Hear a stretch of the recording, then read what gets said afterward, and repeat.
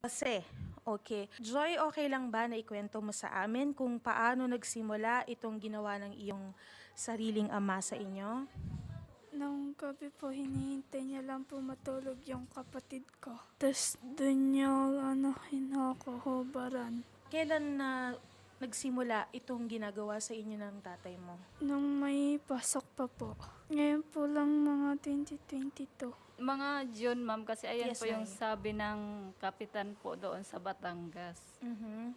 Kasi nagsabi siya sa akin, bandang July 29, kaya pinuntahan ko sila agad-agad doon. Nasaan po kayo nung mga panahong nangyayari po ang...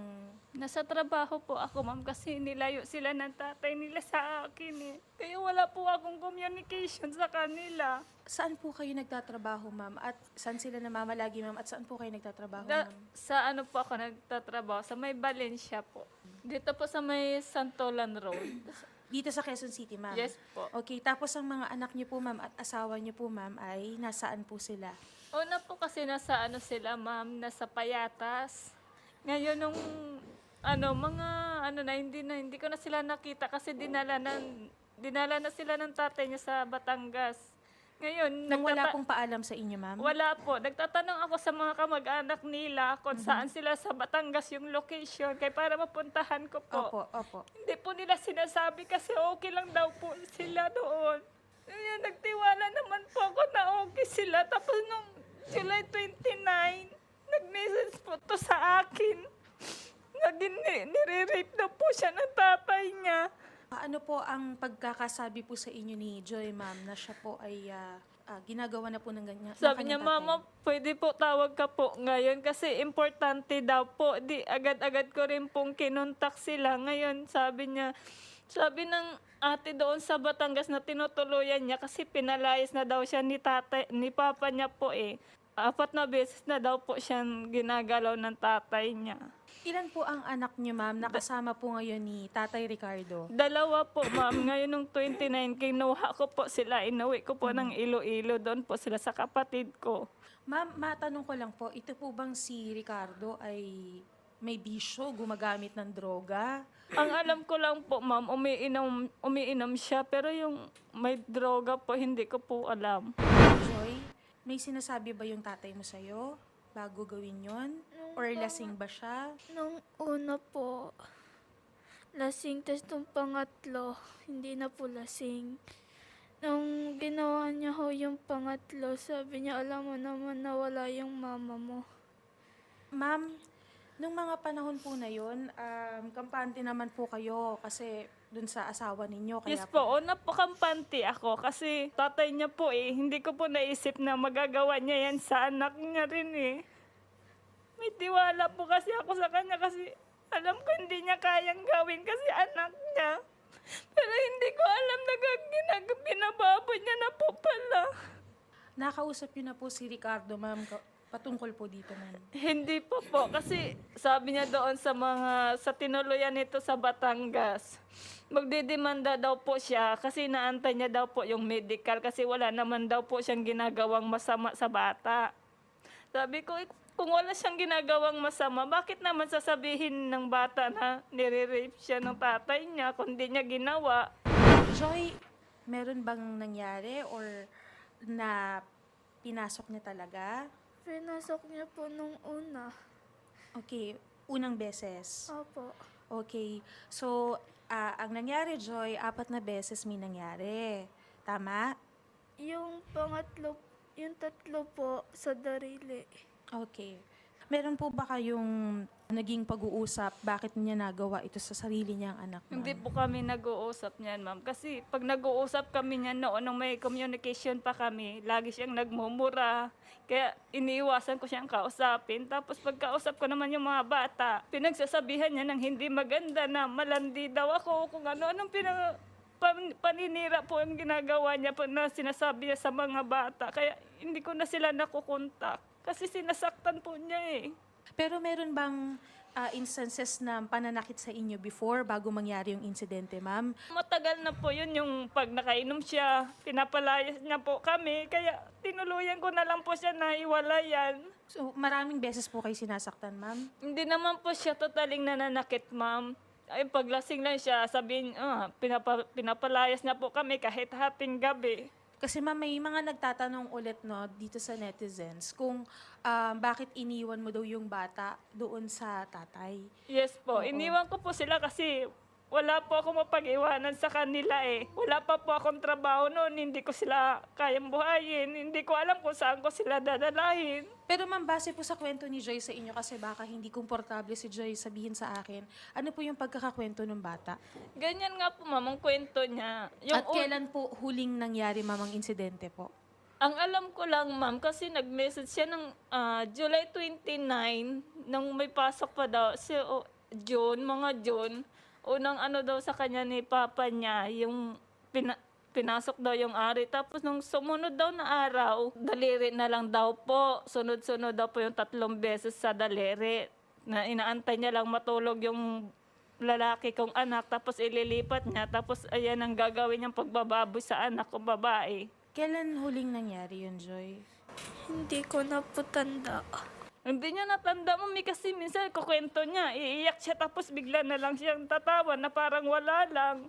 Nakausap niyo na po ang inyong asawa. Hindi po, kasi ayoko rin po siyang makausap about sa aming dalawa kasi natatakot din po ako kapag kinuha ko sila, baka ano pong gawin niya sa amin. Pero nakuha niyo po si Joy. Nakuha ko po sila nung nag-message to ng July 29, agad-agad po, pinuntahan ko po sila ng Batangas. At ngayon po, hindi niyo pa po nakumpronta itong asawa niyo tungkol dun sa ginawa niya dito sa inyong anak. Hindi po ma'am, kasi wala kami pong communication dalawa. Nasaan po kaya siya ngayon? Nandun pa rin? Nasa Batangas daw po. Inilayo ito ng walang paalam Yes sa'yo. po. Pagkatapos ganun yung ginawa. At nagsimula ito ngayong taon na to, tama ba, Joy? Itong taon lang po, nung pagtungtong niya ng 12 po. Yun nga, katulad ng nasasabi namin no, dito, pag ganong edad, makukonsider po kasi yan na statutory rape. At ang statutory rape, ang pagkakakulong niyan ay reclusion perpetua ang parusa, meaning 20 to 40 years imprisonment. Pero kung mga ganyan pong kalalala, no, na sariling ama ang gumagawa, pagkatapos sasabihan pa yung anak na, alam mo naman, wala yung nanay mo. Yung mga ganon. Pero para po sa ganyang kaso, ang ginagawa po ng Supreme Court ngayon, kung nakasuspend ba ng death penalty, ang ginagawa nila without eligibility of parole. Meaning, posibleng pag nakulong siya, hindi na siya talaga maaaring makalabas pa. Maganda na rin po yun, yung ganyang mangyari sa kanya. Para mapagbayaran niya yung ginawa niya sa anak ko. Nakita mo ba na kaya niyang gawin yan sa mga anak niya? Noon naman po, hindi ko naisip na magagawa niya kasi okay naman po eh. Pero nung pag-edad nito ng 12, yun umpisa niya nang babuyin yung anak ko. Kapag ginagawa yun ng tatay mo, anong sinasabi niya sa'yo? Wala po. Pag pinipigilan mo siya, anong ginagawa ng tatay mo? Ayaw ko po kasi yung kapatid ko kasi pag umaga sasabihin niya, "Te, nakikita kita nandoon. Katabi ka ni Papa." Anong ginagawa niya?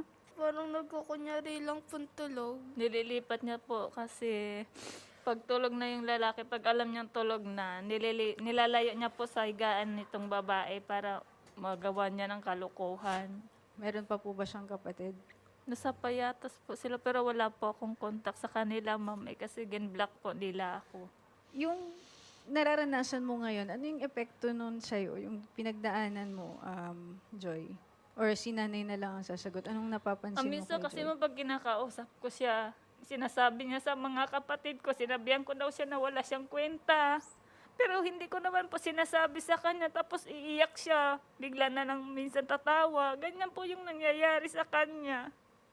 Isa sa mga pinaka-epekto din po kasi talaga ng ganyang karanasan na naghahasa ay yung feeling na wala ka ng kwenta na ngayon na nangyari sa'yo yun, para bang hindi ka na buo or hindi ka na karapat-dapat or hindi na magiging maayos yung buhay mo. So, sinasabi ko sa'yo, Joy, hindi totoo yun, no? Una, papanagutin natin yung gumawa sa'yo niyan, yung tatay mong, hindi ko maintindihan kung anong salita ang dapat na describe siya. Sir Ricardo, Hello po, hello. tay, ginahasa mo ba yung anak mo, tay? Hindi po ginasa. Ano ang tawag mo dyan, ha? Bakit sasabihin ng anak mo kung hindi mo siya ginahasa? Ano? Gagawin mo sinungaling yung anak mo? Ma, Tao ka? Kaya Opo. mo gawin niya sa anak mo? hello po, Ganyang hello. edad ba? Sinira mo yung buhay niya? Ikaw ang Hello po. magulang niya. Dapat pinoprotektahan mo, hindi sirain yung buhay niya. Ma'am, sisigawan po ako ng sisigawan yan, ma'am. Kinuha po sa akin yung mga bata dito, hindi ko po alam. Eh kung yung po ang binibintang nila po sa akin, lumabas po ang medical, non-positive, di tatanggapin ko po yung binibintang nila sa akin. Eh hindi po ako, wala po akong alam dyan eh. Unang-una po, hindi po ako nakapag-aral, kaya hindi po ako makapaglakad ng kung ano-ano.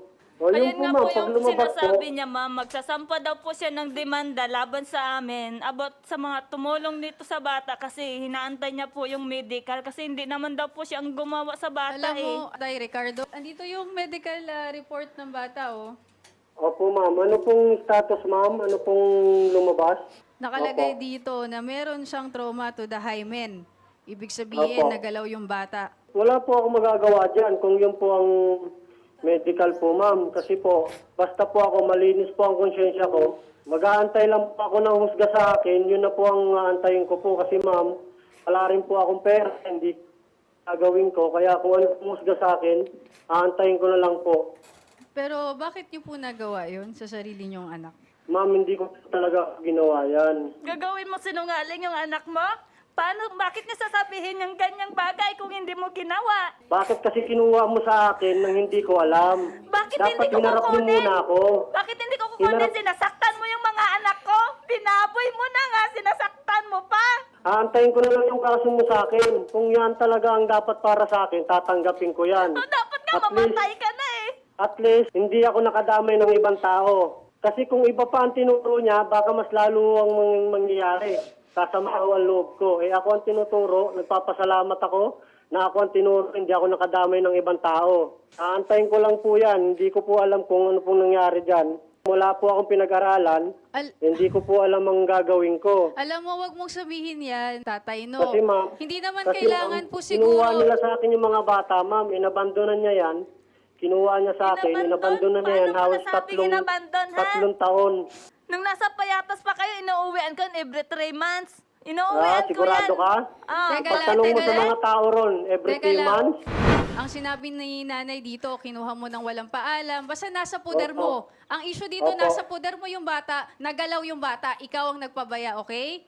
Opo, Nasa iyo ako po eh. tinuturo. Nasa iyo yung Ako po. nangyari yun eh. Ba't hindi mo naprotektahan? Ang malala, ikaw ang gumawa. Ang Opo. kaso kasi ng rape, syempre, usually ang rape kasi, secluded yan, meaning nakatago. No? Hindi wala ka talagang, kadalasan walang witness, kung baga.